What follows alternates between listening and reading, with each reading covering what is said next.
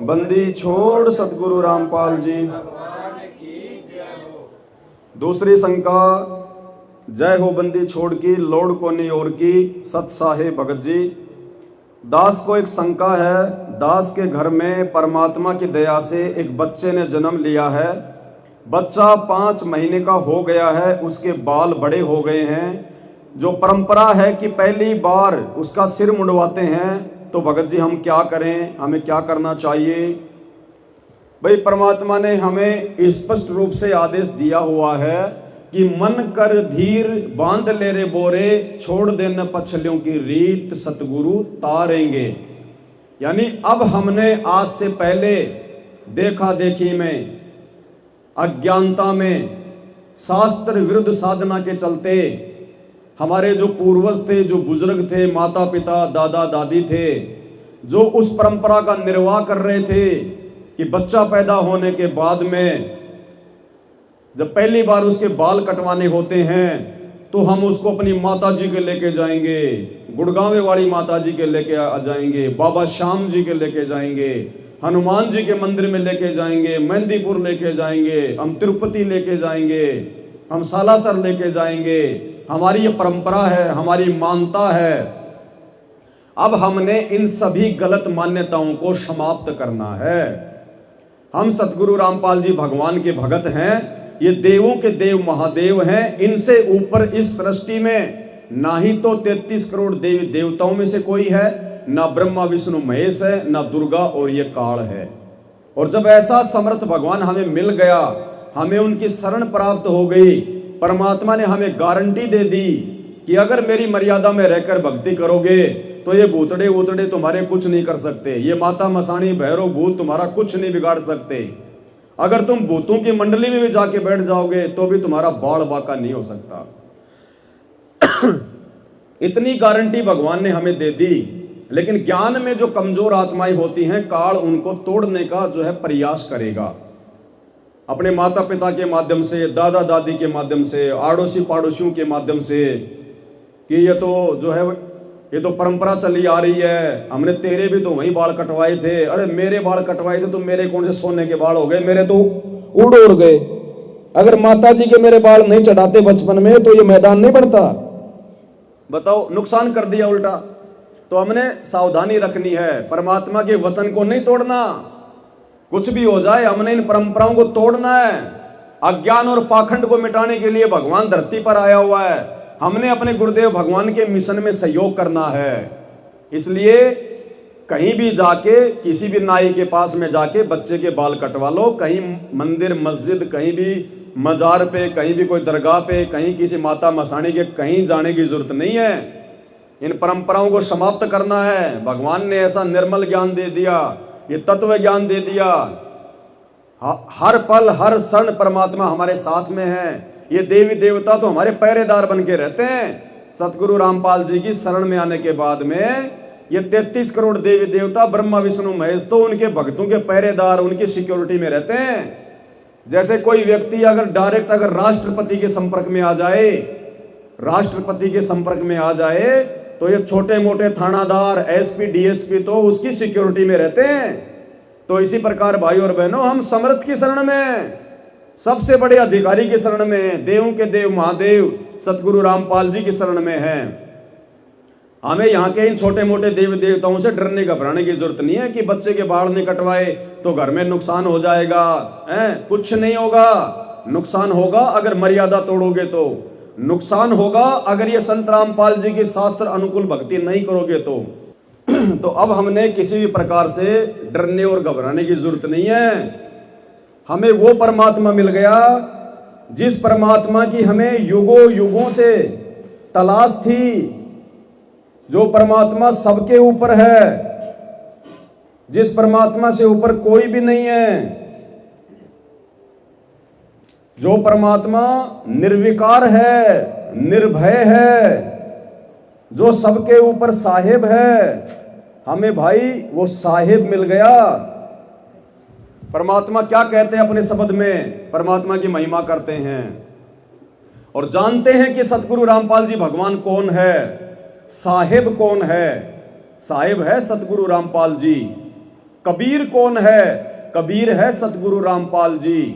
तो हमने इनकी शरण में आने के बाद, इनके भगत बनने के बाद और मर्यादा में रहते हुए भक्ति करने के बाद हमने इन देवी देवताओं से, छोटे मोटे भैरव भूत माई मसाणी, इनसे डरने घबराने की जरूरत नहीं है। ये तो हमारे घर के 5 किलोमीटर से दूर होके निकलेंगे कि कहीं हमें कोई नुकसान ना हो जाए। भाई उनके घर में तो परमात्मा की वाणियां चल रही हैं, अखंड वाणियां। भाई उनके घर में तो पूर्ण परमात्मा बैठा है। दूर होके चलो, दूर होके। तो हमने इनसे डरने की जरूरत नहीं है, क्योंकि हम साहिब की शरण में हैं, जिसके ऊपर सबकी साहिबी है।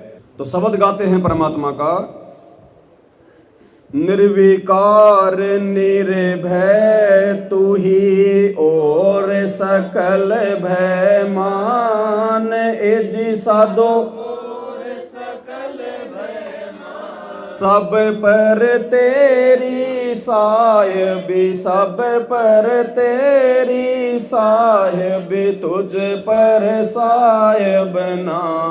निर्विकार निर्भय, निर्विकार निर्भय तू ही और सकल भय मान, एजी साधो सब पर तेरी साहिबी, सब पर तेरी साहिबी, तुझ पर साहिब ना। निर्विकार ये है वो परमात्मा जो निर्विकार है, निर्भय है, जिसको किसी का भय नहीं, किसी का डर नहीं, और सब पर तेरी साहिबी कि हे परमपिता परमात्मा सतगुरु रामपाल जी भगवान, आपकी साहिबी, आपकी दादागिरी, आपकी सत्ता, आपका साम्राज्य, आपका ये प्रभुत्व सबके ऊपर है। 33 करोड़ देवी देवताओं के ऊपर, ब्रह्मा विष्णु महेश के ऊपर, काल दुर्गा अक्षर पुरुष, पूरी सृष्टि के ऊपर इस भगवान की साहिबी चलती है, इसकी दादागिरी चलती है, इसका हुक्म चलता है। सब पे तेरी साहिबी और तुझ पर साहिब नाए। आपसे ऊपर कोई भगवान नहीं है, आपके ऊपर और कोई शक्ति नहीं है। निर्विकार निर्भय तू ही और सकल भय मान, एजी साधो सब पर तेरी साहिबी, सब पर तुझ पर साहिब ना। निर्विकार निर्भय संध्या सुमरण आरती भजन भरोसे दास, जी साधु भजन मन सा वाचा कर्मणा, मन सा वाचा जब लग घट में सांस। निर्विकार निर्भय, निर्विकार निर्भय तू ही और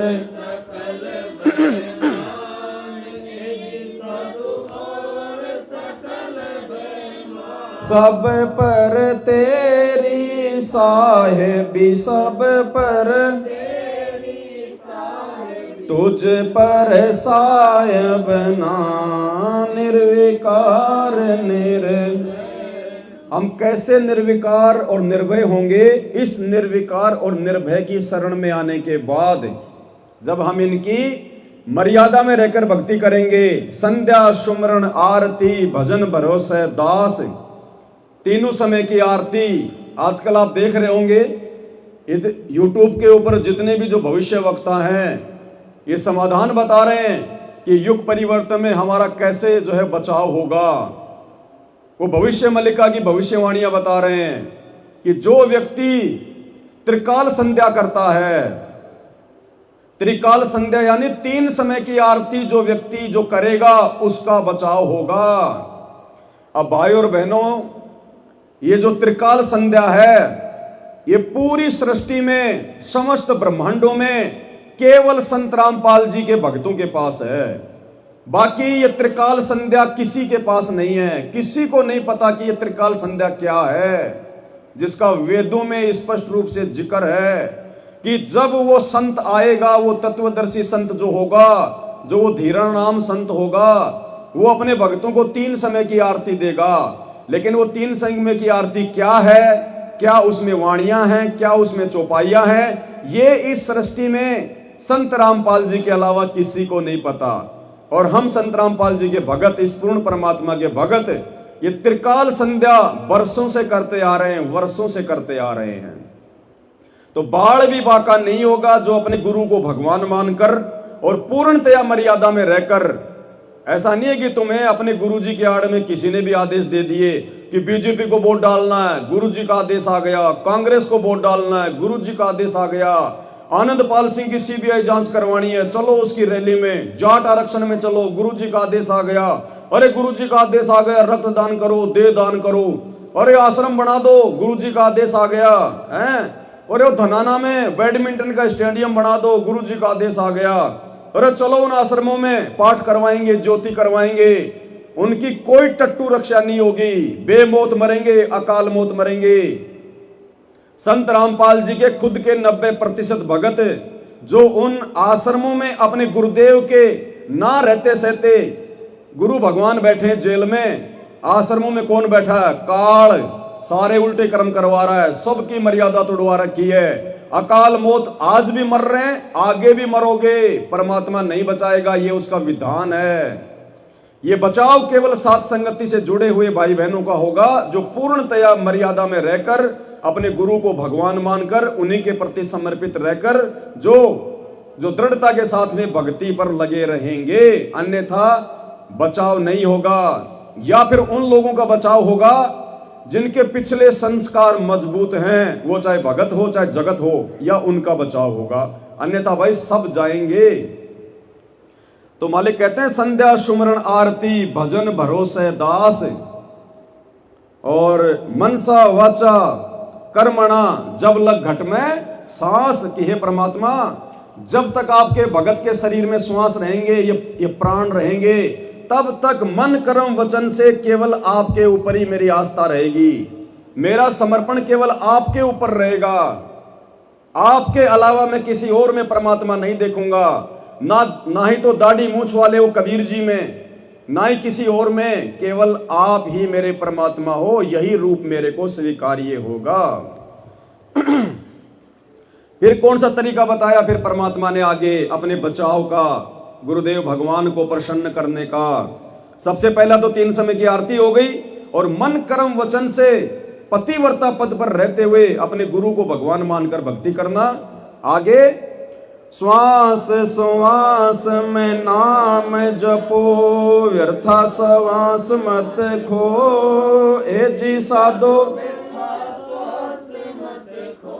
बेरा ना इस श्वास का, बेरा ना इस आवण हो के ना हो, निर्विकार निर्भय, निर्विकार निर्भय तू ही और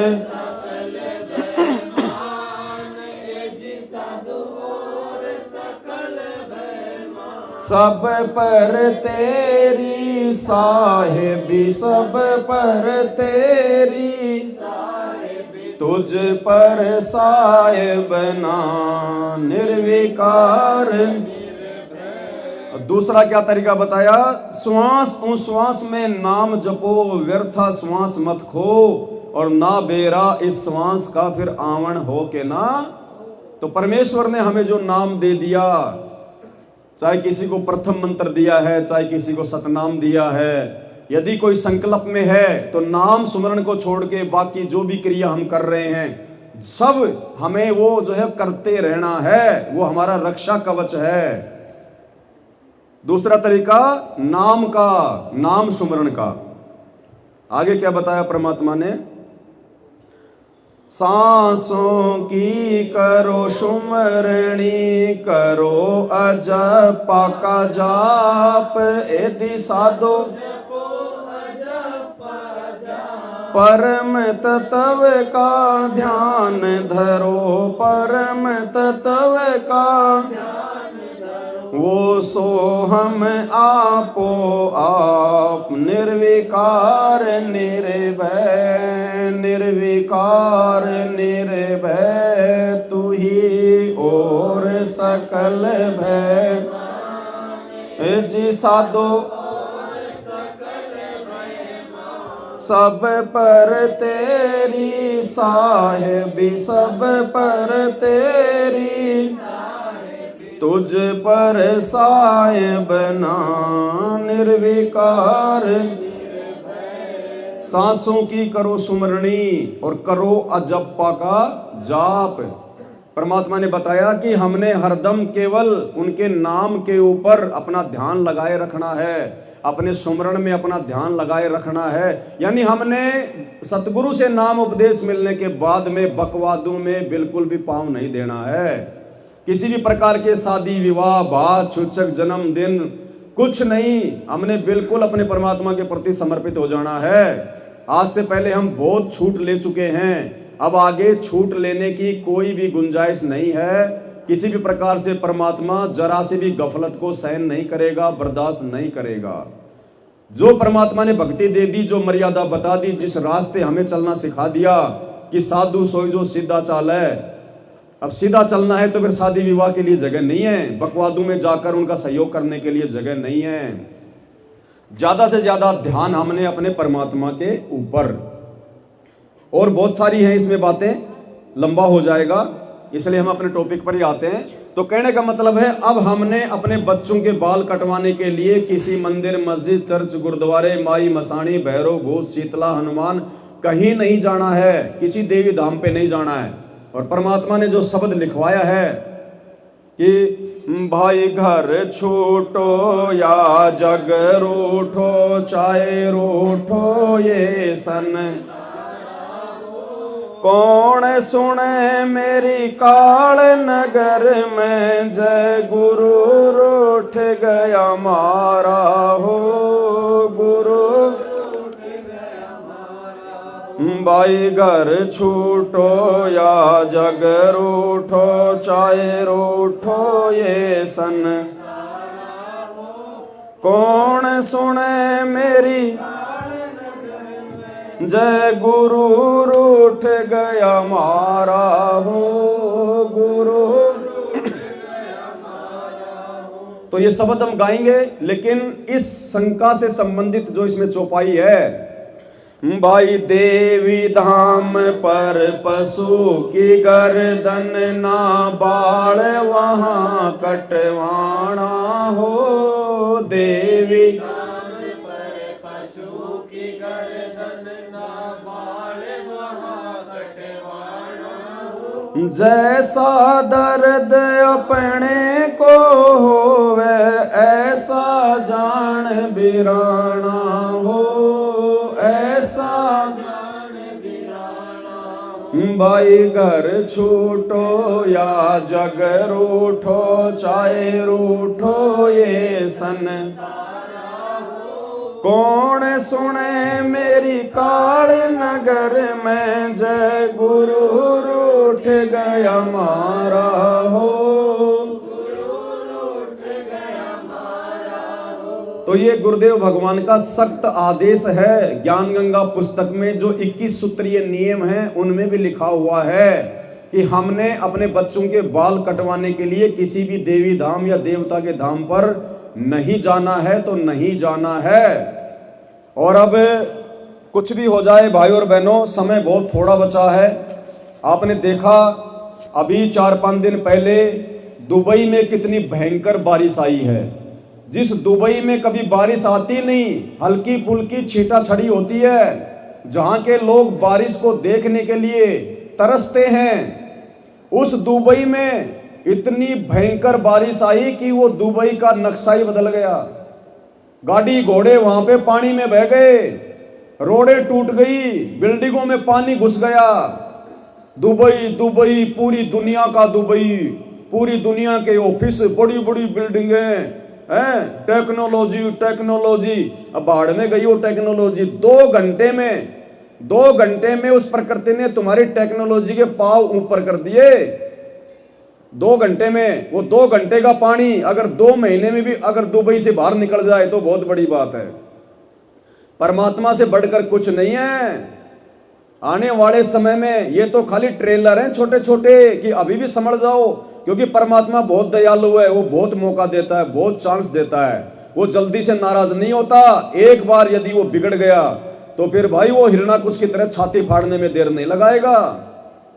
वो संत ही है, क्योंकि वर्तमान में वो सतगुरु रूप में आया हुआ है, वरना इसी परमात्मा ने हिरणाकुश की छाती फाड़ी थी। ब्राह्मण बाणा और कर्म कसाई, हिरणाकुश ने छाती तुड़वाई।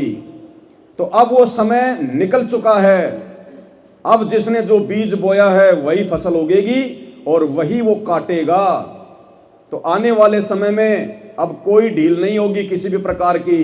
फिर भी परमात्मा इन छोटी छोटी घटनाओं के माध्यम से लोगों को ये जो है दिखा रहा है कि सुधर जाओ, समझ जाओ। परमपिता परमेश्वर सतगुरु रामपाल जी धरती पर आए हुए हैं, उनके ज्ञान को समझकर उनसे उपदेश ले लो, उनकी शरण में आ जाओ। वरना आज तो दुबई के पैर ऊपर हुए हैं, कल को पूरी दुनिया के पैर ऊपर को होंगे।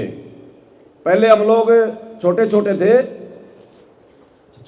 थे हम पहले तो गांव में क्या है ना, उस समय ये बड़े बूढ़ों को जो है पढ़ाया जाता था, साक्षरता अभियान चलता था।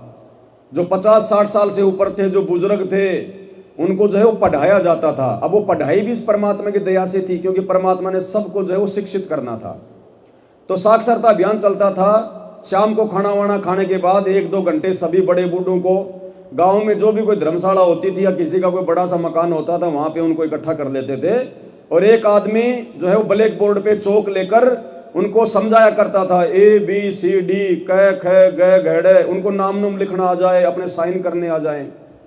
तो ऐसे ही उसने देखा कि ये तो समझ नहीं रहे, बार बार समझा रहा हूं, A for Apple, B for ball, लेकिन इनके समझ में नहीं आ रहा। तो किसी ने कहा कि ये गांव के आदमी है, इनको गांव के हिसाब से समझाओ। तो उसने समझाना शुरू किया।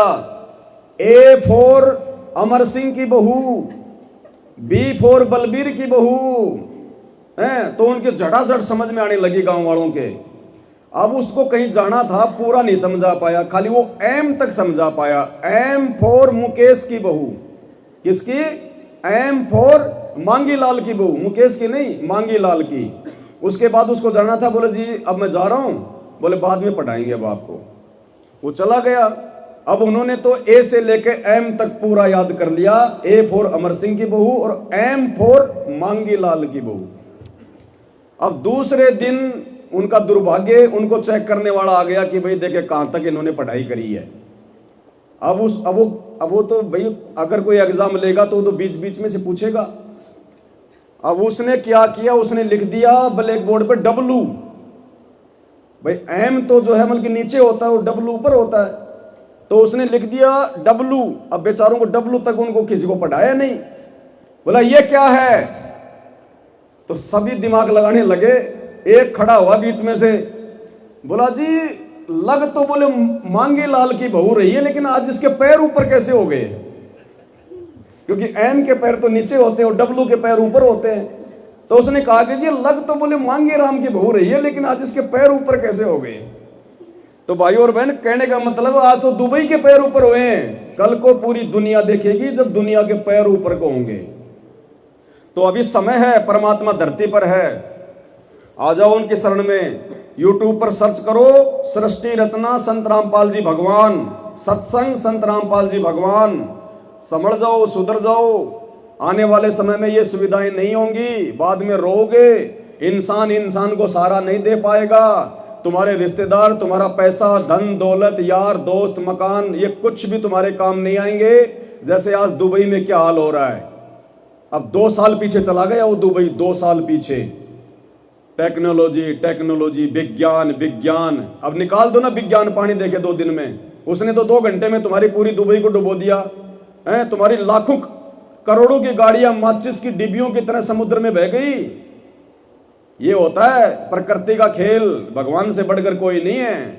ये छोटी छोटी बिल्डिंगें बना ली, कोई 800 मीटर की, कोई 400 मीटर की। बुर्ज खलीफा दुनिया की सबसे ऊंची बिल्डिंग। अभी तुम खाली नकली विज्ञान के पीछे घूम रहे हो। अरे रावण, त्रेता युग में रावण, उसकी बिल्डिंग, उसका महल 48 किलोमीटर ऊंचा था। 48 किलोमीटर ऊंचा, तुम्हें 155 में भी विश्वास नहीं हो सकता? तुमने 800 मीटर की बिल्डिंग बना ली तो दुनिया की सबसे बड़ी बिल्डिंग। ऐसी बिल्डिंगें जा चुकी हैं बन बन के, टूट टूट के। संत रामपाल जी के शरण में आओ, तब समझ में आएंगी ये बातें। तो कहने का मतलब है, अब हमने परमात्मा को दुखी नहीं करना है, परमात्मा को नाराज नहीं करना है।